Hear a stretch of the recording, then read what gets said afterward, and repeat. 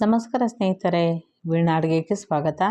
ಬೆಳಗಿನ ತಿಂಡಿಗೆ ತುಂಬ ರುಚಿಯಾಗಿರುವಂಥ ಖಾರ ಪೊಂಗಲ್ಲು. ಇದು ಟಿಫನ್ ಬಾಕ್ಸ್ಗೆ, ಲಂಚ್ ಬಾಕ್ಸ್ಗೆ ತುಂಬ ಚೆನ್ನಾಗಿರುತ್ತೆ, ತುಂಬ ರುಚಿಯಾಗಿ, ಹಾಗೆ ತಂಪು ಕೂಡ. ಹೇಗೆ ಮಾಡೋದು ಅಂತ ನೋಡೋಣ ಬನ್ನಿ. ಅದಕ್ಕಿಂತ ಮೊದಲು ವೀಣಾ ಅಡುಗೆ ಚಾನಲ್ನ ಪ್ಲೀಸ್ ಸಬ್ಸ್ಕ್ರೈಬ್ ಮಾಡ್ಕೊಳ್ಳಿ, ಹಾಗೆ ಬೆಲ್ ಬಟನ್ನ ಕ್ಲಿಕ್ ಮಾಡ್ಕೊಳ್ಳಿ. ಹೀಗೆ ಮಾಡೋದ್ರಿಂದ ನಾನು ಹಾಕೋ ವಿಡಿಯೋನ ನೀವೇ ಮೊದಲಿಗೆ ನೋಡ್ಬೋದು. ನಾನಿಲ್ಲಿ ಒಂದು ಪ್ಯಾನ್ ತೊಗೊಂಡಿದ್ದೀನಿ. ಒಂದು ಚಿಕ್ಕ ಲೋಟದಲ್ಲಿ ಹೆಸರು ಬೇಳೆ ತೊಗೊಂಡಿದ್ದೀನಿ. ಕಾಫಿ ಕುಡಿಯೋ ಲೋಟದಲ್ಲಿ ಅಳತೆ ತೊಗೊಂಡಿದ್ದೀನಿ. ಇದನ್ನು ಹುರ್ಕೋಬೇಕು.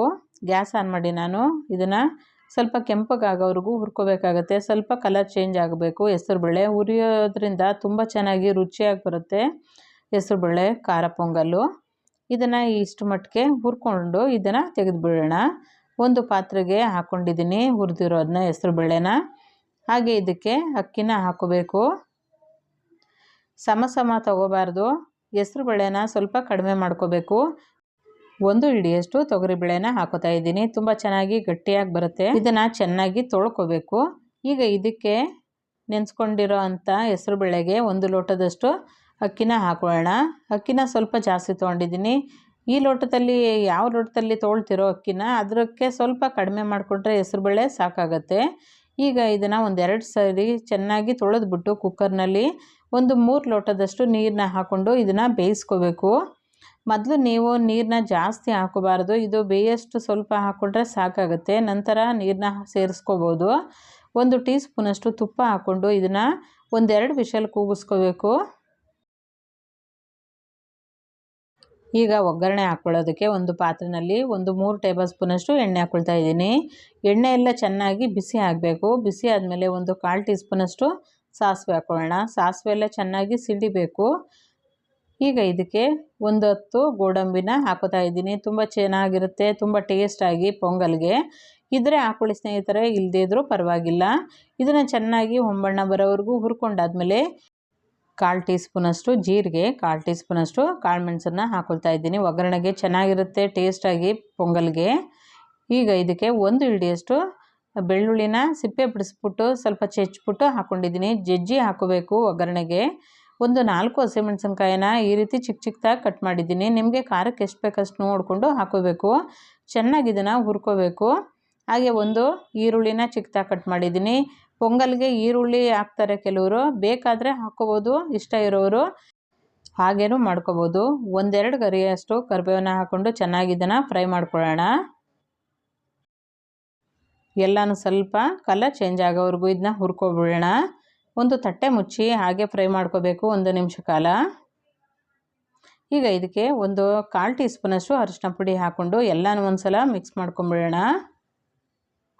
ಎಲ್ಲನೂ ಮಿಕ್ಸ್ ಮಾಡಾದಮೇಲೆ ಈಗ ಇದಕ್ಕೆ ನೀರನ್ನ ಹಾಕ್ಕೊಳ್ಳೋದು. ಮೊದಲು 1 ಲೋಟದಷ್ಟು ನೀರನ್ನ ಹಾಕ್ಕೊಂಡಿದ್ದೀನಿ. ನಾನಿಲ್ಲಿ ತಣ್ಣೀರನ್ನೇ ಬಳಸ್ತಾ ಇದ್ದೀನಿ. ನಿಮಗೆ ಬಿಸಿನೀರು ಏನಾರು ಇದ್ದರೆ ಅದನ್ನೇ ಬಿಸಿ ಮಾಡಿಕೊಂಡು ಬೇಕಾದ್ರೆ ಹಾಕೋಬೋದು. ತಣ್ಣೀರು ಹಾಕ್ಕೊಂಡ್ರು ಹಾಗೆ ಎಲ್ಲನೂ ಒಂದು ಸಲ ಮಿಕ್ಸ್ ಮಾಡಾದಮೇಲೆ ಹಾಗೆ ಕುದಿಸ್ಕೋಬೋದು. ಈಗ ಬೇಯಿಸಿಟ್ಕೊಂಡಿದ್ದೀವಲ್ಲ ಅಕ್ಕಿ ಮತ್ತು ಹೆಸರುಬೇಳೆ ಹುರಿದಿರೋದನ್ನ, ಇದನ್ನೆಲ್ಲನೂ ಈಗ ಒಗ್ಗರಣೆ ಮಾಡಿರೋದಕ್ಕೆ ಎಲ್ಲನೂ ಸೇರಿಸ್ಕೊಂಬಿಡೋಣ. ಇದಕ್ಕೆ 1/2 ಟೇಬಲ್ ಸ್ಪೂನಷ್ಟು ಕಾಳು ಮೆಣಸನ್ನ ಪುಡಿನ ಮಿಕ್ಸಿನಲ್ಲಿ ಪುಡಿ ಮಾಡಿ ಇಟ್ಕೊಂಡಿದ್ದೆ. ಈಗ ಇದನ್ನು ಹಾಕೊಳ್ಳೋಣ. ನಿಮಗೆ ಖಾರಕ್ಕೆ ಎಷ್ಟು ಬೇಕಷ್ಟು ನೋಡಿಕೊಂಡು ಹಾಕೋಬೇಕು. ನಾನಿಲ್ಲಿ 1/2 ಟೇಬಲ್ ಸ್ಪೂನಷ್ಟು ಜೀರಿಗೆನ ಹುರಿದು ಪುಡಿ ಮಾಡಿ ಇಟ್ಕೊಂಡಿರೋದನ್ನ ಹಾಕ್ತಾಯಿದ್ದೀನಿ. ಹಾಗೆ 1 ಹಿಡಿಯಷ್ಟು ಹಸಿ ತೆಂಗಿನಕಾಯಿ ತುರಿನ ಹಾಕ್ಕೊಳ್ಳೋಣ. ಹಸಿ ತೆಂಗಿನಕಾಯಿ ತುರಿ ಸ್ವಲ್ಪ ಜಾಸ್ತಿ ಹಾಕ್ಕೊಂಡ್ರೆ ತುಂಬ ಟೇಸ್ಟಾಗಿ ಬರುತ್ತೆ ಖಾರ ಪೊಂಗಲ್ಗೆ. ಹಾಗೆ ರುಚಿಗೆ ತಕ್ಕಷ್ಟು ಕಲ್ಲುಪ್ಪನ್ನ ಹಾಕ್ಕೊಳ್ಳೋಣ. ಹಾಗೆ ನೀರನ್ನ ಸೇರಿಸ್ಕೋಬೇಕು. ಗಟ್ಟಿನ ಹದ ನೋಡ್ಕೋಬೇಕು. ತುಂಬ ಗಟ್ಟಿಯಾಗೂ ಇರಬಾರ್ದು, ಹಾಗೆ ತುಂಬ ತೆಳ್ಳಗೂ ಇರಬಾರ್ದು. ಮೀಡಿಯಮ್ ಆಗಿ ಹದ ನೋಡಿಕೊಂಡು ನೀರನ್ನ ಸೇರಿಸ್ಕೊಂಡು ಎಲ್ಲನೂ ಒಂದು ಸಲ ಮಿಕ್ಸ್ ಮಾಡ್ಕೋಬೇಕು. ಬಿಸಿ ನೀರಿದ್ದರೆ ನೀವು 1-2-3 ಲೋಟದಷ್ಟು ಹಾಕೋಬೋದು. ನಾನಿಲ್ಲಿ ತಣ್ಣೀರನ್ನೇ ಸೇರಿಸ್ಕೊಂಡು ಎಲ್ಲನೂ ಒಂದು ಸಲ ಮಿಕ್ಸ್ ಮಾಡಿಕೊಂಡು 1-2 ನಿಮಿಷ ಕಾಲ ಕುದಿಸ್ಕೊಂಬಿಟ್ರೆ ಸಾಕಾಗತ್ತೆ. ಇನ್ನೊಂದು ಸ್ವಲ್ಪ ನೀರನ್ನ ಸೇರಿಸ್ಬಿಟ್ಟು ಎಲ್ಲನೂ ಒಂದು ಸಲ ಚೆನ್ನಾಗಿ ಮಿಕ್ಸ್ ಮಾಡ್ಕೊಳ್ತಾ ಇದ್ದೀನಿ. ಹೆಸರುಬೇಳೆ ಮತ್ತು ಅನ್ನ ಎಲ್ಲ ಹೊಂದ್ಕೋಬೇಕು ಚೆನ್ನಾಗಿ ಒಗ್ಗರಣೆಗೆ.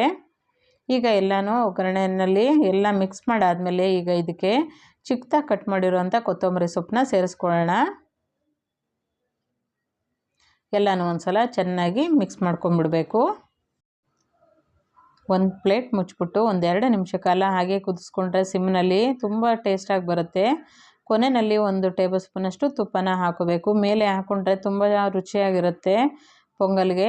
ಎಲ್ಲ ಒಂದು ಸಲ ಚೆನ್ನಾಗಿ ಒಂದೋ ರೀತಿ ಮಿಕ್ಸ್ ಮಾಡ್ಕೊಂಬಿಟ್ರೆ ತುಂಬ ಟೇಸ್ಟಾಗಿರುತ್ತೆ. ಹಾಗೆ ಒಂದು ತಟ್ಟೆ ಮುಚ್ಚಿಬಿಟ್ಟು ಹಾಗೆ ಸಿಮ್ನಲ್ಲೇ 1 ನಿಮಿಷ ಕಾಲ ಬಿಟ್ಬಿಡಬೇಕು. ಈಗ ನೋಡ್ತಾ ಇರ್ಬೋದು ಪೊಂಗಲ್ಲು ಎಷ್ಟು ಚೆನ್ನಾಗಿ ಬಂದಿದೆ. ಖಾರ ಪೊಂಗಲ್ಲು ತುಂಬ ರುಚಿಯಾಗಿರುತ್ತೆ. ಈ ರೀತಿ ಮಾಡ್ಕೊಂಡ್ರಂತೂ ಈ ವಿಧಾನದಲ್ಲಿ ಎಲ್ಲನೂ ಒಂದು ಸಲ ಮಿಕ್ಸ್ ಮಾಡಿಕೊಂಡು ಸರ್ವ್ ಮಾಡ್ಕೊಂಡ್ರಂತೂ ಬಿಸಿ ಬಿಸಿಯಾಗಿರುವಂಥ ಖಾರ ಪೊಂಗಲ್ಲು ವಾರಕ್ಕೆ ಒಂದು ಸಲನಾದ್ರು ಮಾಡ್ಕೋಬೇಕು. ತುಂಬ ಚೆನ್ನಾಗಿರುತ್ತೆ. ದೇಹಕ್ಕೆ ತುಂಬ ತಂಪು ಕೂಡ ಹೆಸರುಬೇಳೆ. ಹಾಗೆ ಟಿಫನ್ ಬಾಕ್ಸ್ಗೆ, ಲಂಚ್ ಬಾಕ್ಸ್ಗೆ ಹೇಳಿ ಮಾಡಿಸಿದ ರೆಸಿಪಿ ಅಂತಲೇ ಹೇಳ್ಬೋದು. ಈ ವಿಧಾನದಲ್ಲಿ ಒಂದು ಸಲ ಟ್ರೈ ಮಾಡಿ ಸ್ನೇಹಿತರೆ, ತುಂಬ ಚೆನ್ನಾಗಿರುತ್ತೆ. ಎಲ್ಲರೂ ಇಷ್ಟಪಟ್ಟು ತಿಂತಾರೆ.